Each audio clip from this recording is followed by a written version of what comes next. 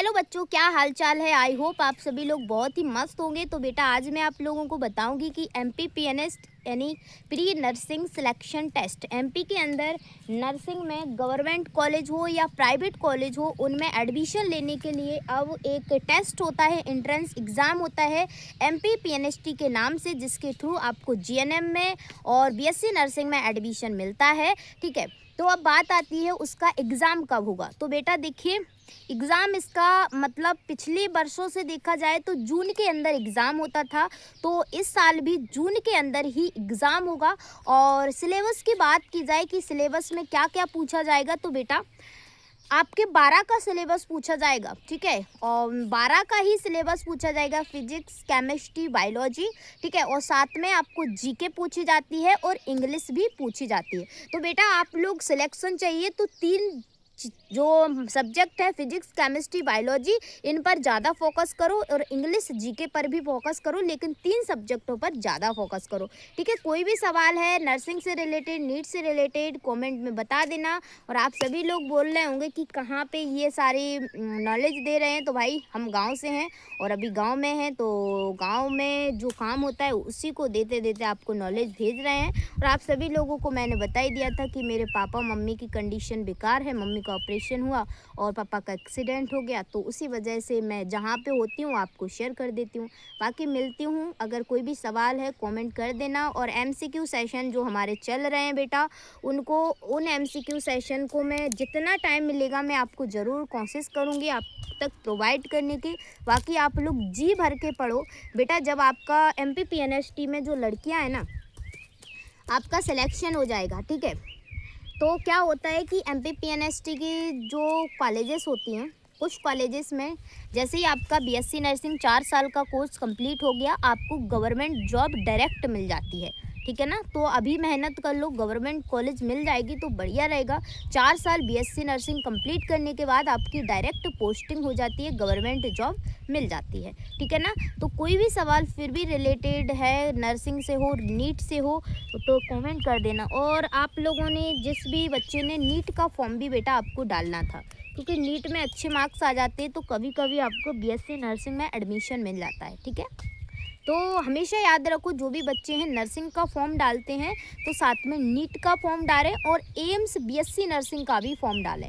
ठीक है, अब कमेंट में बताना किन किन बच्चों ने, जो MPPNST वाले बच्चे हैं उन्होंने नीट का फॉर्म डाला है और एम्स BSc नर्सिंग और पैरामेडिकल का फॉर्म भरा है। कमेंट में ज़रूर बता देना। अब मैं अपना काम कर लेती हूँ। काम क्या है, महुआ बीनने आई हूँ, वही बीनूंगी। ठीक है, तो दुआ करना मेरी मम्मी जल्दी ठीक हो जाए और पापा जल्दी ठीक हो जाए। पापा का एक्सीडेंट हो गया भाई, तो राइट साइड है ना, पूरा राइट साइड में उनको एक्सीडेंट के थ्रू उनको डैमेज हो गया है। यहाँ या इस साइड लगा है। मेन चीज़ है ये हाथ है, ये हमारी जो बोन होती है ना, ह्यूमरस बोन का यहाँ पे जॉइंट होता है, वहाँ से मेरा पापा का हाथ है, क्या है, निकल गया था उस जगह से। तो अभी ट्रीटमेंट चल रहा है, बाकी हाथ अभी उठ नहीं रहा है। अभी हाथ इसलिए नहीं उठेगा, दवाई चल रही है, ट्रीटमेंट चल रहा है। अभी 27 तारीख को हुआ था एक्सीडेंट, तो अभी पापा को एक्सरसाइज करवाना पड़ती है, जिसकी वजह से धीरे धीरे हाथ उठे। तो ये चीज़ है, ठीक है ना। तो बाकी सभी लोग, मेरा पापा अगर हेलमेट ना लगाए होते बेटा, तो उनका जो ब्रेन है उसमें अगर, ठीक है, चोट आ जाती तो बहुत सारी प्रॉब्लम्स क्रिएट हो जाती, क्योंकि आप सभी लोगों को पता है कि ब्रेन का जो रिकवरी है वो बहुत ही लेट होती है और ब्रेन की सेल्स हैं वो इतने जल्दी रिकवर नहीं होती हैं। और कभी कभी जो ब्रेन की सेल्स है वो परमानेंट के लिए डेड हो जाती हैं, वो फिर उन्हें वो बनती नहीं है। ठीक है, इसलिए बहुत अच्छा हुआ कि पापा हेलमेट लगाए थे। और सभी लोगों से रिक्वेस्ट करूँगी, आप लोग जब भी बाइक पे जाओ, वाहन पे जाओ, हेलमेट लगाओ। ठीक है ना, हेलमेट लगाना बहुत ही ज़रूरी है। ठीक है, तो अभी आपकी क्लासेस कुछ इसलिए कंटिन्यू नहीं हो पा रहा भाई। अभी तो मैं कॉलेज से फ्री हुई थी, मेरे मेडिकल के एग्ज़ाम फाइनल ईयर के हैं, तो अभी मैं कॉलेज से फ्री हुई थी और मैंने सोचा अब बच्चों को मैं बेहतरीन तरीके से जो नॉलेज है वो प्रोवाइड कर दूँगी। लेकिन भाई समस्याएं कब आना है घर में कुछ पता नहीं होता। जब समस्याएं घर में आती हैं, पापा मम्मी दोनों ही बीमार होते हैं, तो कौन साथ देगा? समाज वाले लोग साथ नहीं देंगे, बच्चों को ही साथ देना पड़ता है। जब बच्चों को साथ देना पड़ता है तो बच्चे का जो करियर है उस पर फोकस नहीं कर पाता। मेरा ही देख लो, अब पापा बीमार हैं, मम्मी बीमार हैं, तो मेरी बड़ी वाली दीदी हैं, बट बड़ी वाली दीदी घर का खाना आना बनाती हैं। और अब मेरा काम है, गांव गांव में रहता है जो चीज़, तो उन्हें करना पड़ता है।